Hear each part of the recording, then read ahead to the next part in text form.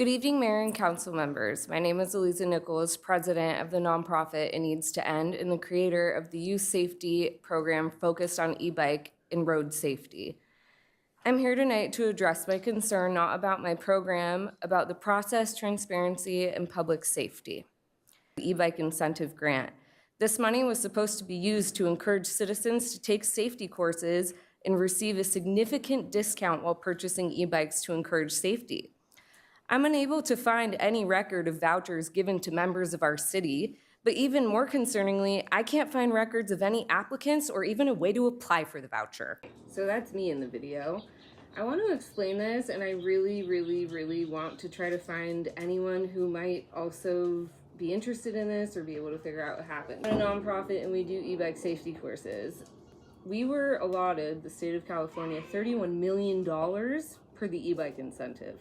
That money was supposed to go to vouchers, as said in the video, so that to take safety courses. Once they took a safety course, they would get a voucher for $1,000 to $2,000 off of an e-bike. So year to date, we've given out a little over 2,200 vouchers. That equates to like 4 million generously. My question was, where did the money go if it was supposed to go back into the city? And I figured it out. The governor's office decided that the money would be better used for the Clean Air Car Act, which is replacing gas vehicles with electric vehicles. They decided to completely cancel and get rid of anything to do with e-bike safety. All the money allocated for it, basically, it's not happening.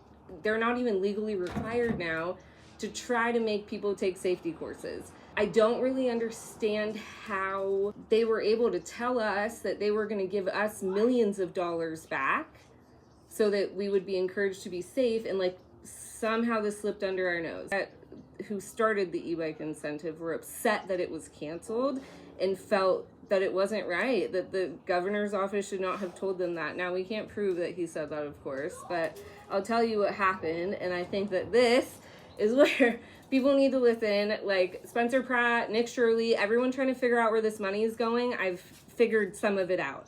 So the way that he's doing it is he made a program for the e-bike incentive that was $31 million. When he ended up going back and taking the 13 to 17 million, it went directly into that Cars for Clean Air fund. So we don't have any idea what happened with that money. Let's just break that down really quick. Part of the problem with your electric cars are the same problem that you have with the e-bikes, which is the lithium batteries, which are wildly dangerous. It's important that people start to realize that it's making our first responders very susceptible to cancer. The moment that they go to these lithium fires, they are 10 times more at risk. The more times that they go to the fires, the more likely they are to get cancer. You could say, well, that was their choice, this and that. It's also your choice to have a lithium battery and know how to care for it. Part of that problem is you're now encouraging everyone to buy cars with lithium batteries that catch on fire. And if that battery is hooked up to your house, it has to burn to the ground if it catches on fire. They can't put it out. So this whole thing with the lithium batteries, I really hope everybody is like understanding how dangerous they can be, because they're causing a lot of deaths and a lot of things that are just wildly unnecessary. That Clean Car Air Act thing has been around for a long time. So the fact that they needed another $17 million is kind of crazy. And like, what do you mean you don't know if it was 13 or 17 million? You don't know? I am wildly frustrated because I am trying so hard to get these safety classes into public schools. I'm trying to get them into Parks and Rec. My county, in Ventura County, we have been able to do that. It is happening here. However, it's not happening anywhere else. We're capable of doing an entire national education base. We can do all of it. We have enterprise licensing. We are ready to go. We can train you to do our class and be able to put it on yourself. All we want is for kids to be able to be safe and enjoy their e-bikes and learn how to ride M2s the way that they're supposed to. I want to know why it's not important when we have thousands of e-bikes out on the street to have a safety course. It blows my mind that we took millions of dollars and someone decided, oh, I don't think that's important. I don't think taking them away is the solution. I think teaching people how to be safe on that is the solution. If you look they ride motorcycles and bicycles, and they're totally fine because they're trained from a young age to know how to ride safely. Now, I'm not saying that I'm some government expert and I know exactly what's going on and I have blah, blah, blah, blah, blah. Not saying that.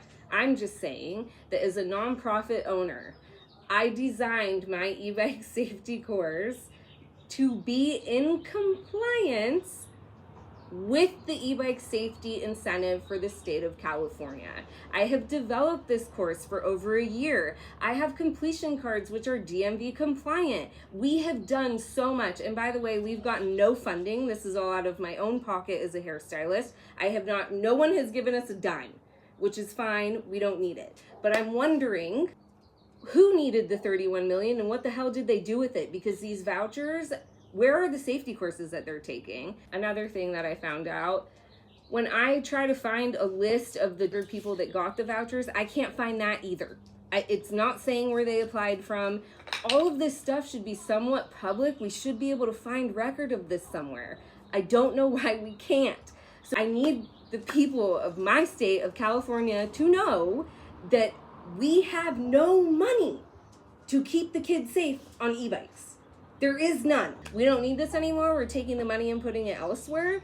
Do we not get a say on that? It's our fucking money. And we get no say on where it goes. We get no say on the fact that we can have these safety courses in public schools. They're available. These kids don't have to get hurt. What the fuck is going on? And instead I get silenced. Nobody wants to deal with me because they don't want to have to admit that this is what happened. I don't know how to fix this. I really don't know, at what point people get mad enough, they start pushing back. I know that in my county, people have gotten very serious about this. We've had a great response from my city, from my county, about making sure that these classes are available. I know my city even mentioned possibly making our classes mandatory for kids who get tickets. That's what this should be. We should be teaching kids to be safe in a fun way that encourages them to keep riding without getting in the way of drivers, without causing problems for all of the police departments. There's a way to fix this. The only thing about our course, I think, that makes it hard for some people is it's in person. You cannot give a safety course if it's not in person. Unless you have a driver's license, then you can take traffic school online, but you're not allowed to do that stuff online. This is why it's in person. I can't give you a safety card and say, yes, I saw them pay attention, I saw them attend the class, if you're online. The only safety courses that exist are online. No one is watching you. No one knows if you took it. Nobody even knows if you read any of it. I don't know how are you able to keep track of who actually knows to be safe and who doesn't. But yet here, for M1, for driver safety, that's all in person. None of that can be on the computer. But for e-bikes, we're just going to be like, oh no, it's okay. Hopefully they just figure out how to be safe. Half of the kids that I've taught don't even know that a white broken line means that the car can also enter the bike lane in the right-hand turn lane. This is what we're dealing with. Our kids don't even know basic traffic safety. And here we are trying to come in and make a difference and do something right. And instead, this money's going to mystery. I don't know where it's going. I'm wildly furious at this point because it's not fair to our kids. They should be able to ride the e-bikes and they should be able to be safe. I also just want to mention, I know that this is everywhere in California right now. There's so many people talking about it. This is everywhere. It's everywhere. So the fact that we don't care and our state decided it wasn't important blows my mind. There is an active solution to this problem. They don't want it. I want people to hear this and get mad with me. It's important to keep our kids safe and teach them just the basics so they can be safe out there. Oh, e-bikes are dumb and the kids wheeling. Yeah, I know. But you know what? They also don't know that wheelie tickets are $650 because they don't take the class. They don't know that an impound is anywhere between $2,000 and $10,000. You're not getting your e-bike back. Half of these tow yards are overwhelmed with consignment e-bikes. They can't even sell them. The fact that people don't know how big this issue is and the fact that we can fix it there's a way to fix it now, but I think it's going to end up out of control, and then they're just going to take the e-bikes away and say, forget it, you're not allowed to ride them. If we can come together as a community, I think we can find a solution to make it so the safety courses are mandatory and they don't take the e-bikes away.